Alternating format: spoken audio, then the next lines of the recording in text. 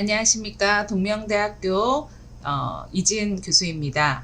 네, 브랜드에 개성을 불어넣어주는 전략. 그래서 농업 브랜드도 되고 싶은 브랜드가 될 수 있도록 하는 전략. 그것은 앞의 시간에서도 말씀드렸지만 강력한 소유욕이 중요한 것이 아니고요. 그 소유욕보다 더 뛰어나는 동일시하하고 싶은 욕구, 그것이 브랜드처럼 되고 싶다는 생각, 그 부분이 가장 중요하다는 것입니다. 브랜드 개성은 브랜드에 대한 매력을 느껴야 돼요. 사람을 만나든 어떤 상품을 만나든 그것이 어떤 하나의 매력으로서 다가와야 됩니다. 그런데 그 매력이 색깔일 수도 있고요. 그 상품의 상표일 수도 있고 그 상품이 어디에서 판매되느냐 하는 것도 매력으로 다가올 수 있습니다.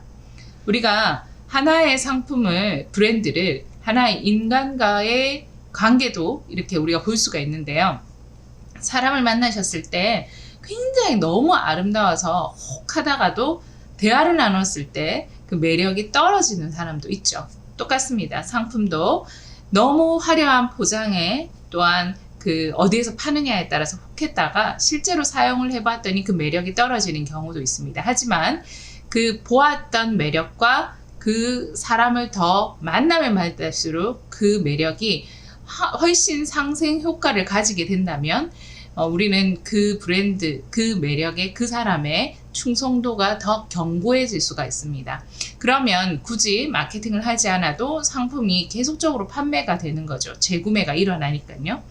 그래서 우리가 이러한 재구매를 일으키는 브랜드 충성도에 영향을 미치는 요인이 이전에는 제품의 차별화만 되었다면 그 제품이 예를 들어 볼까요? 새우깡, 그 다음에 초코파이 이러한 상품이 나왔을 때는 그거와 비등했을 때에 훨씬 더 차별화되고 멋진 상품이 그다지 없었다라는 것입니다. 하지만 요즘에는 꼭 새우깡이 아니어도 그와 비슷한 여러 다양한, 내가 A라는 브랜드를 좋아는 하지만 너무 많은 브랜드들이 매혹적이게 다가오기 때문에 요즘에는 소비자들은 좋아하는 것과 구매를 몸으로 하는 것과는 좀 다르다라는 겁니다. 그래서 좋아하지만 너만 계속 사줄 수는 없어. 왜? 시장에는 너무 많은 상품들이 있기 때문에. 이것이 요즘 시대의 사람들의 트렌드입니다. 그렇기 때문에 너 우리 거만 샀잖아 라고 이야기를 통해서 사게끔 계속 그 자리에서 판매한다고 해서 결코 그것이 전략적으로 합당하지 않다라는 것입니다. 그래서 우리가 제품의 요소가 아닌 브랜드의 개성, 그리고 브랜드의 관계가 중요하기 때문에 그 브랜드를 어디서 어떻게 만났고 그 스토리텔링이라고 하는 어떤 이야기거리들이 계속 무궁무진하게 만들어져야 되는 거죠. 좀 되게 재미난 어떤 이야기가 될 수도 있고 좀 엉뚱한 이야기가 될 수도 있는데요. 농업의 브랜드 전략을 이야기하는데 왜 이런 얘기를 할까라고 얘기를 하자면, 마케팅은 사실 굉장히 사람 간의 관계에서 일어나는 많은 것들이 마케팅의 심리에 영향을 미치게 됩니다. 그래서 그 안에 것의 이야기를 같이 나누다 보면 여러분들이 더 이해하기가 쉬울 것 같아서 제가 좀 연결을 하자면, 우리가 살아가면서 굉장히 많은 것의 매력을 느끼고 사랑에 빠지고는 하죠. 그런데 한번 생각해 보셨을 때 기억에 확 남는 사람이 있나요? 아쉽다라는 사랑, 그리고 좀 애절한 사랑, 지금 생각해도 가슴이 뛰는 사랑, 지금 옆에 계신 분일 수도 있고요. 그런데 왜 그 사람이 생각이 날까? 근데 굉장히 많은 그 아픔은 없는데 그렇다고 해가지고 굉장히 나쁜 사람도 아닌데 그다지 생각이 나지 않아 라는 사람도 있습니다. 이게 꼭 맞는 카테고리는 아니지만 그렇지만 그런 사람도 있어요. 근데 왜 그것을 차이가 있을까라는 연구를 좀 해보았더니, 추억이 많으면 많을수록 사귀었던 시간이 길지 않지만 짧았지만 생각나는 사람은 좋든 나쁘든 어떠한 추억이 있다는 거죠. 그래서 나쁘게 생각할 수도 있고요. 그리고 굉장히 좋게 생각이 들 수도 있는데, A라는 사람은 내가 한 5년을 만났는데도 헤어지고 나니 모르겠어. 퀘스천 마크. 뭐 친구일 수도 있습니다. 꼭 연인이 아니어도요. 그런데 한 6개월 만났는데도 너무 잊혀지지 않는 사람들이 있을 수 있어요. 그것은 무엇일까? 추억 때문입니다. 그것은 곧 스토리텔링을 할 수 있는 이야기거리가 있을 때 우리는 그들의 관계에서 훨씬 많은 기억을 가지고 있다는 거죠. 그래서 상품도 마찬가지입니다. 그 스토리텔링을 할 수 있는 어떤 매개적인 요인들이 많아야 돼요. 농업 브랜드 스마트팜 제품들이 스마트팜에서 만들어낸 상품이라는 것만 이야기를 하는 것은 스토리텔링이 될 수 없습니다. 그것은 소비자와 나의 관계의 스토리가 아니고요. 그냥 제조업자의 생산자만의 스토리입니다. 그런데 그 스토리가 소비자와의 관계성이 있는 스토리로 연계가 되어야 하는데 그 연계가 되지 않고 나 스마트팜으로 만들어낸 상품입니다. 오히려 그렇기 때문에 약간 조금 부자연스럽고 그리고 굉장히 뭔가가 이렇게 조작이 된 것 같은 느낌이 들 수도 있다라는 겁니다. 그렇기 때문에 어떤 스토리를 만들어내도 그 브랜드의 개성과 그리고 그 소비자의 관계를 굉장히 잘 설명을 해주셔야 된다는 겁니다. 소비자는 자신의 이미지와 일치 부합되는 브랜드를 선호합니다. 그 브랜드 개성은 소비자 자아를 표현하고 자아를 확대할 수 있는 수단으로서 사용을 하는 거죠. 예를 들면은 나는 굉장히 유기농적이고 굉장히 몸에 좋은 그리고 사람이 순박하고 굉장히 어떤 청렴한 그런 이미지의 혹은 어떤 피부가 굉장히 맑으면서 그 단아한 느낌을 가지고 가고 싶어 사람들에게. 근데 내가 먹는 커피나 내가 먹는 어떤 야채들이 그 나의 개성과 일치할 수 있는 포장이라든지 느낌이라든지 그리고 관계를 맺고 있다면 훨씬 그 브랜드를 구매할 수 있다는 겁니다. 왜? 그 브랜드가 되고 싶기 때문에. 그 브랜드가 농업의 브랜드든 스마트팜의 브랜드든 쇼핑백이든 무엇이든지 간에 나의 이미지를 완성화시키는데 들어올 수 있는 꼭지점이 있다면 그 브랜드가 곧 되고 싶은 어떤 마음이 작동을 하게 해야 된다는 것입니다. 쌀 브랜드가 되게 많아요. 매년 2만 개 상품이 출시가 되고 상품화 성공도 1%밖에 안 됩니다. 3년 연속 그 상품을 지속하는 것도 정말 낮은 수입니다.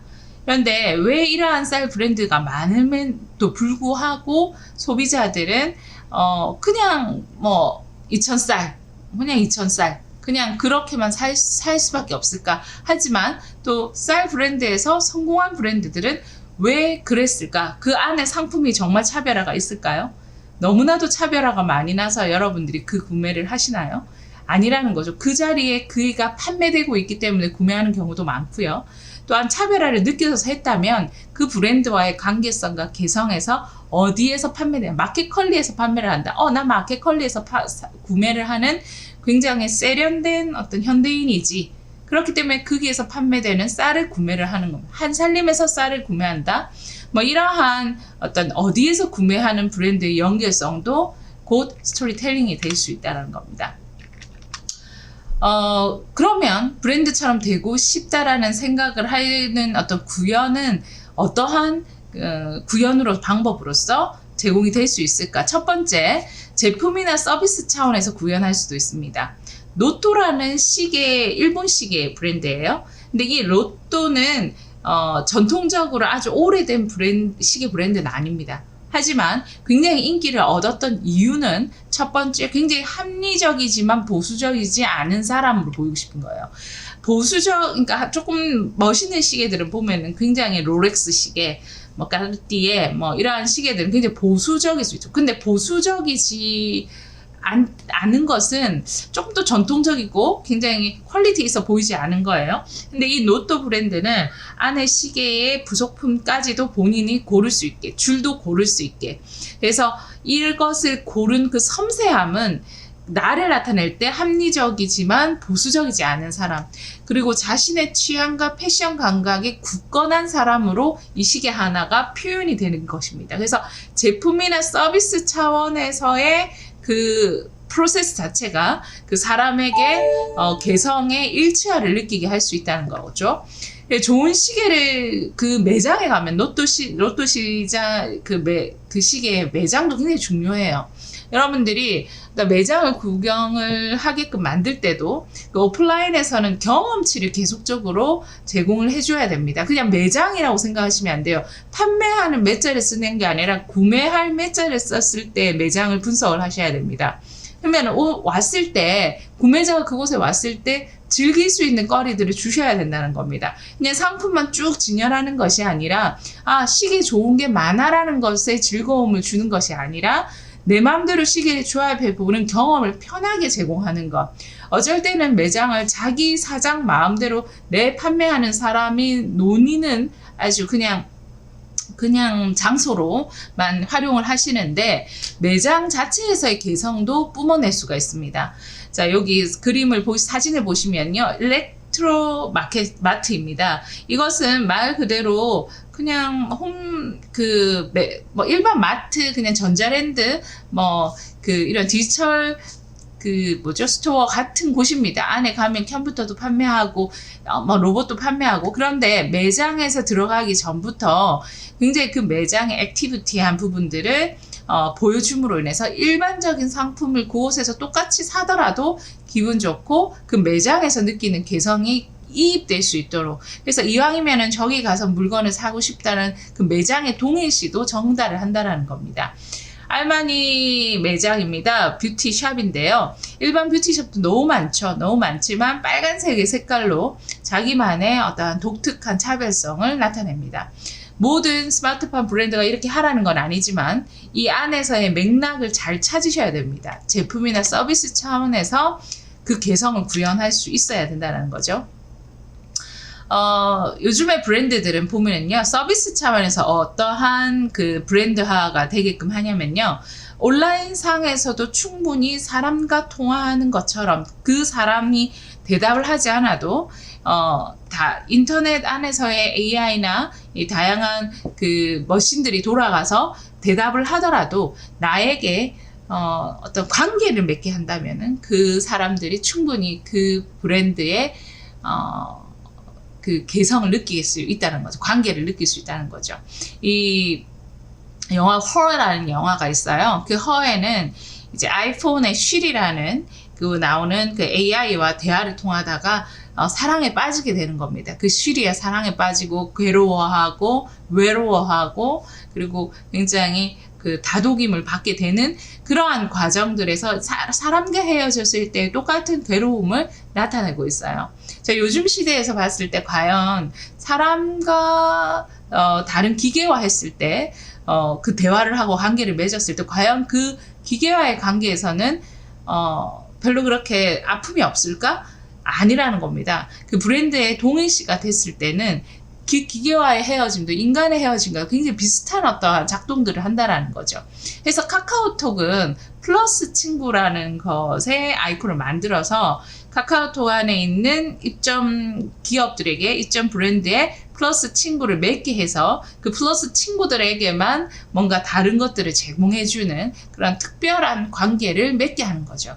그래서 의인화 작업을 하는 것이 굉장히 중요합니다. 단순하게 카톡으로 대답하고 이러한 그 사이버상의 것들과 연결하는 것이 뭐 나의 선택과 차별화의 요소가 아니고요. 관계, 소비자의 관계를 맺어서 그 브랜드, 나의 브랜드, 노 브랜드와의 어떤 끈끈한 연을 맺게 하는 것도 굉장히 브랜드가 되고 싶다라는 생각을 하게끔 하는 그러한 요인이라는 겁니다. 그래서 요즘에는 언택트 마케팅을 많이 합니다. 사람과 직접 만나지 않기 때문에 의인화가 더 필요한 거죠. 그래서 빠르고 편리하게 톡 집사로 쇼핑하는 인터파크라든지 이러한 의인화 과정이 굉장히 중요하고요. 특히 오프라인에서 가장 코로나 때 많이 바뀐 것은 비대면 서비스가 많이 생깁니다. 그렇다고 오프라인이 다 문을 닫는 것이 아닙니다. 단지 그 대화 접촉하고 최소한의 관계 요소를 하는 거는 SNS 메신저를 가장 많이 활용을 합니다. 하지만 현장에서는 경험과 체험을 충분히 즐기게끔 하는 것이 중요합니다. 교수님, 과연 그러면 오프라인도 되나요? 되죠. 그 서울에 더 현대라고 여의도에 큰 백화점이 생겼어요. 그것도 코로나 때. 하지만 하루 매출이 100억 원에 가까웠습니다. 그래서 오프라인에서 할 수 있는 경험의 중요성도 포인트를 가지고, 그리고 어떤 의인화하는 방법을 통해서도 브랜드의 포인트를 가져야 된다는 것입니다. 두 번째는 사람이나 조직 차원에서 브랜드를 구현할 수 있습니다. 그래서 많은 기업들이 굉장히 초기에는 CEO의 개성을 전이를 시키기도 해요. 예를 들면 우리가 백종원 선생님 같은 경우도 보면 그 백종원이 가지는 개성을 그 상품에 정확하게 기발을 하는 거죠. 그런데 뭐 이렇게 유명한 사람이 당장 CEO가 될 수 없긴 하지만, 여러분들이 만약에 스마트팜을 하는 CEO라면 내 차원에서의 나의 관리도 하나의 상품 관리라고 생각을 하셔야 됩니다. 저희도 마찬가지예요. 저희도 코로나 이후에 사실은 이제 오프라인으로 만나서 하게 되면 뭐 이렇게 접촉의 관계이기 때문에 굉장히 그 끈끈하게 그 나의 그 강의를 확 보여드릴 수도 있죠. 그런데 워낙 온라인이다 보니까 뭐 화장도 좀 해야 되고, 그리고 영상에서 어떻게 나가야 되는지도 굉장히 고민을 많이 하게 됩니다. 그런데 내가 왜 영분하지, 이걸 왜 하지? 라고 생각할 수 있지만 그 교육 서비스에서도 굉장히 중요한 게 그 교수자의 개성, 그 개성이 그 브랜드나 그 교육을 이제 이입하는데 굉장히 중요한 요소들라는 거죠. 그럼 좀 관리를 해야죠, 그죠? 근데 아직까지 그렇게 뭐 연예인들처럼 관리가 잘 되지는 않습니다. 그러면 내부 직원을 한번 잘 키워보세요. 두 번째, 인적 자원에서 개성화를 할 수 있습니다. 그래서 올리브영 같은 경우도 내부 직원들의 뭐 인물, 그 다음에 옷 입는 거, 뭐 유니폼 이러한 부분들을 굉장히 신경을 써서 개성화를 시키고요. 뭐 예를 들면은 삼성카드 같은 경우에도 그 조직이 지향하는 브랜드 가치와 의도하는 개성을 의연화해서 연결하는 방법을 했습니다. 그래서 삼성카드 같은 경우에 굉장히 카드 회사가 줄 수 있는 어떤 압박감으로 있을 수 있는 단어를 다룬다는 홀가분이라는 어떤 페스티벌을 통해서 소비자들에게 훨씬 삼성카드에 대한 의연화 작업을 계속 시작을 했던 예입니다. 뭐 브랜드가 되고 싶다라는 생각, 뭐 이러한 부분들에서 첫 번째가 제가 말씀드렸던 제품이나 서비스 차원에서 어떻게 할 수 있는 방법이 있겠죠. 그 다음에 두 번째는 사람이나 조직 차원에서, 그래서 우리 뭐 CEO라든지 우리 그 브랜드의 가장 어떤 의연화할 수 있는 어떤 요소, 캐릭터가 있다면 그 부분을 스토리텔링 하는 것도 굉장히 중요한 요소입니다. 아니면 브랜드 상징 마크라든지 광고 차원에서 구현하는 방법도 있습니다. 그래서 원할머니 보쌈 같은 경우도 할머니가 주는 그 느낌을 고스란히 이제 상징적으로 나타냈고요. 빨간 펜 같은 경우도 브랜드에서 만들 수 있겠죠. 빨간 펜도 우리가 점수를 매길 때 빨간 펜을 가장 강력하게 브랜드화 시켜서 그 브랜드의 강력한 광고 효과를 가는 거죠. 트레발이라는 건 남의 말에 반대하기를 좋아함, 그래서 논리를 굉장히 중요하게 여기는 어떤 그 교육 시스템, 브랜드 트레발이라 합니다. 이러한 용어들을 잘 활용을 해서 브랜드를 만들어서 소비자들에게 강력하게 제공하는 것도 하나의 브랜드 개성화를 하는 작업입니다. 옛간이라고 있어요. 이 그림을 보시면 포항에서 참기름집을 하는 그 가게의 이제 아들이죠. 그러니까 3대째인데 뭐 그분 아버님이 하셨고, 그 아버님이 2대째네요. 아버님 하시고 그 아버님을 이어받아서 이제 아들이 하시는데, 이분 강의를 들었었어요. 근데 이분의 얘기도 들어보면 우리가 굉장히 큰 어떠한 그 요소의 차별화, 제품의 차별화가 아니고요. 네이밍이라든지 스토리텔링을 굉장히 잘한 예입니다. 그리고 동네 아들 막걸리라고 우리 부산에 있는 막걸리인데요. 양조장 기다리면서 최근 출시한 동네 아들이 있거든요. 그래서 일제 첨가물 없이 쌀과 누룩만을 빚는데, 동네가 예전에 양조장에 위치한 거예요. 그래서 그 동네라는 그 마크 이름 지역명을 제대로 잘 해서, 근데 동네 아들이라고 한 거죠. 그래서 이러한 요소들의 지역과 그 지역의 정신과 그리고 인간미가 넘치는 어떠한 그 책임감 있는 단어들을 잘 조합을 해서 만들어내는 단 그 어떤 브랜드입니다. 청정원은 건강한 프로포즈라고 해서 우리가 음식의 기업에서만 꼭 하지 말아야 되는 그러한 해야 되는 어떤 무언가에 정형화되지 마시고요. 소비자들에게 점점 다가갈 수 있는 사랑받고 싶어하는 그러한 어떤 매력적인 거를 구민을 하셔야 되는 겁니다. 앞에서 보셨듯이 상품으로서의 브랜드, 그리고 조직으로서의 브랜드, 사람으로서의 브랜드, 상징으로서의 브랜드, 이게 이제 데이비드 아커가 얘기한 브랜드 연상에서의 개성을 불어일으키는 어떤 방법입니다. 우리가 기본적으로 농촌 하면은 이 마크들 보세요. 되게 비슷하죠. 연두색, 초록색. 누가 약속이나 한 듯이, 뭔가 건강을 주기 위해서는 아무래도 연두색, 초록색들을 쓰는 것이 좋습니다라고 했지만, 오히려 마켓컬리 같은 상품을, 식자재를 판매하는 브랜드가 보라색을 썼습니다. 그렇다고 해서 뭔가가 상품에 대한 어떤 건강함이 없을까요? 어쩜 우리는, 개성을 나타내기 위해서 나만의 어떠한 고정관념에 갇혀 있는 것도 많습니다. 매력을 느끼게 하는 것이 과연 이쁘기만 한다고 매력이 느껴질까요? 그 이쁘다라는 어떤 정형화는 무엇일까요? 그래서 그 정형화되어 있는 내 머릿속에 어떤 고정관념에서 탈피하는 것이 되고 싶은 농업 브랜드 전략의 가장 기본이고요. 그것의 어떠한 탈피 요인들이 상품으로서도 될 수도 있지만 조직으로서, 사람으로서, CEO로서, 상징으로서 이러한 네 가지의 가장 어떤 요인들로 충분히 가능하다라는 얘기를 좀 해드리고 싶습니다. 포인트는 그거죠. 그냥 돈으로 해결되는 것은 금방 질린다. 그렇기 때문에 소유욕보다는 그 소비자가 동일시하고 싶어하는 브랜드가 되셔야 됩니다. 근데 그 동일시가 이제는 너무나도 다 많이 있는 농업의 느낌, 스마트팜의 느낌이 아니라 어떤 소비자에게 전달할 수 있는, 그래서 박물관 같이 이전의 것들에서 그냥 성공할 수 있는 브랜드를 만드실 것인가. 근데 그 브랜드 하나는 어떤 보면은 돈으로 해결될 수도 있습니다. 하지만 현재의 대표적인 트렌드를 담아서 미래를 이끌어 나갈 수 있는 농촌의 브랜드 전략을 만들어낼 것인가. 그것은 미술관이, 오히려 정말 박물관과 미술관 한번 가보세요. 미술관의 그 느낌은 창의적이고 그리고 파격적이고, 하지만 받아들인 소비자는 오히려 그 파격성에서도 받아들인다는 거죠. 왜? MZ세대잖아요. 디지털 세대잖아요. 우리가 미래에는 지금까지 있었던 해답이